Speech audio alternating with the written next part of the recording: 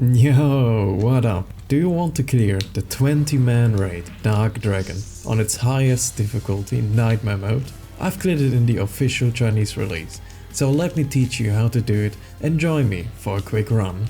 Firstly, for your team composition, it's recommended to get at least a healer for each party, at least 2 tanks that will rotate in a later mechanic, and the rest of the spots will be filled with DPS. You can try to have a good mix between melee and ranged, or else the player focused AoEs might lead to more deaths if everybody is crowded around the boss. First up, positioning wise, you will want to stack your tanks in the front of the boss, where you will need at least 2 tanks, with everyone else staying apart in a half circle behind and besides the boss. Make sure to preemptively not stand on top of each other, since there will be 2 player focused AoEs. The tricky part about Nightmare Mode raids in general is that there's no room for error, and mistakes will either one-shot you or the whole raid. Next up, he will cast a room-wide circle AoE, while the boss tries to push you away from him, either push against the current and stay inside and close to the boss, or dare to lose a minuscule amount of DPS and stand outside. After which we can see the important mechanic in this raid, I call Soul Seperation, in which 2 groups of the raid will be put into a separate dimension to kill robots and collect their runes. To enter the separate dimension, you will have to step into the blue circle. I'll go into further details later once my group enters, since groups will usually be rotating between each other. For example, we're doing groups 1 and 3 now, while my groups 2 and 4 will go in the second time. Meanwhile, in the normal world, there will be a tank buster type attack indicated by a red arrow above the current tank. Make sure to step away from other players and use your damage reduction skills for this one.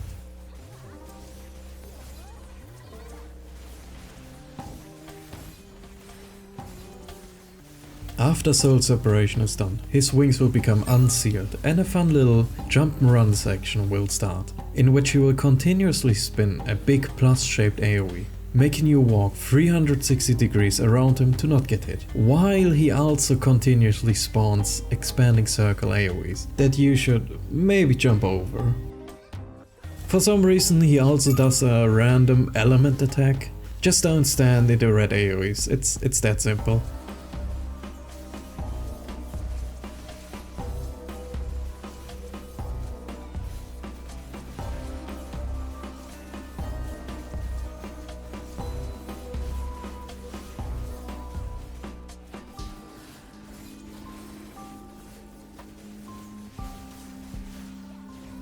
Now, for the only really important mechanic in this raid, 2 groups of the raid, including one of the tanks, will enter the separate dimension by collectively standing inside the spawning blue circle. Here it's groups 2 and 4. Your goal in here is to pull all robots with runes above their heads together and then kill them as fast as possible. Notice the different kinds of runes above each robot's head. I would recommend to have dedicated range classes to pull each mob, standing in different corners. After you kill one of those robots, they will drop their runes on the ground, which you will then be able to pick up with your item button. Chosen players that are selected to pick up a rune will need to place them at the corresponding wall position. You should be able to easily identify where to bring your rune in the normal world based on the displayed rune inside these machines. Just compare your rune with the 4 machines spread out in each direction of the room. Why did we do that? To stop the moving white walls that, by the way, insta-kill you on touch, preventing the whole room to be killed mercilessly. Back in the real world, the moment his tail becomes unsealed, he will start to occasionally spawn 2 of the same expanding circles as in the jump and run phase, either dodge or jump over them.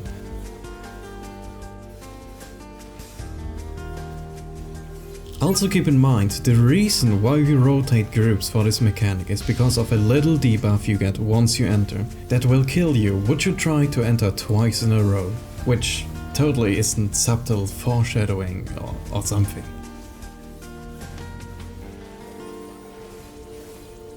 Yo, shout out to my adblock homies, leave a like if you're using adblocker.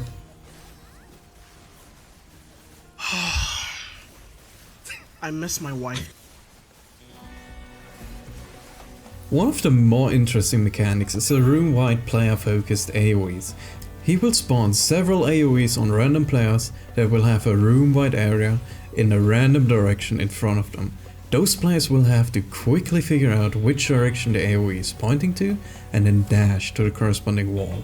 And just pray it's not pointing to the opposite side of the room while the dash is on cooldown.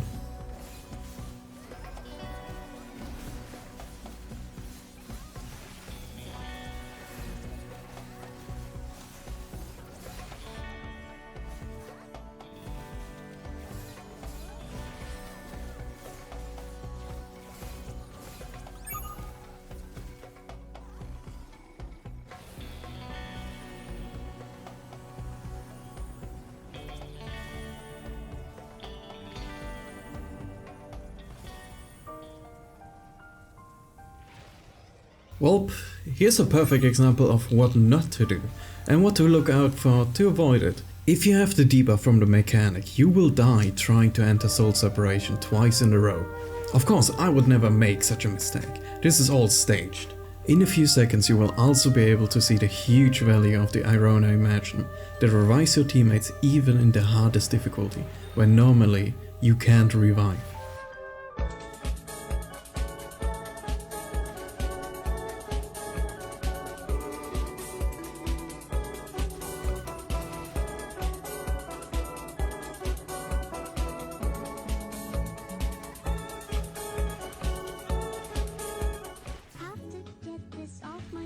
I'm telling you today that when I talk to you, you feel what's right through and shoots down.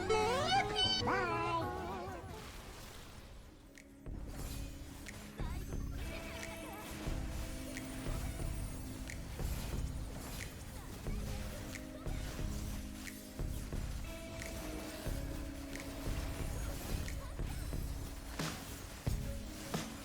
Here's actually a good example of how bad the mechanic with the big player AoEs can get.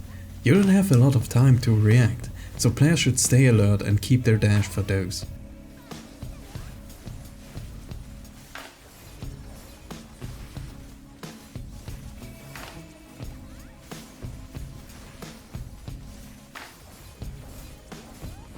Also, please be aware that the expanding circles from the Unsealed Tail can overlap at certain intersections and one-shot you, which even caught us tanks off guard right before we killed the boss.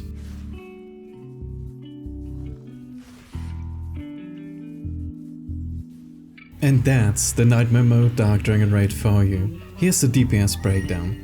My fellow Shield Knight players might notice a DPS difference between the two specs. Despite having less gear than the other Shield Knight, we have the same amount of damage, because we're using two different specs.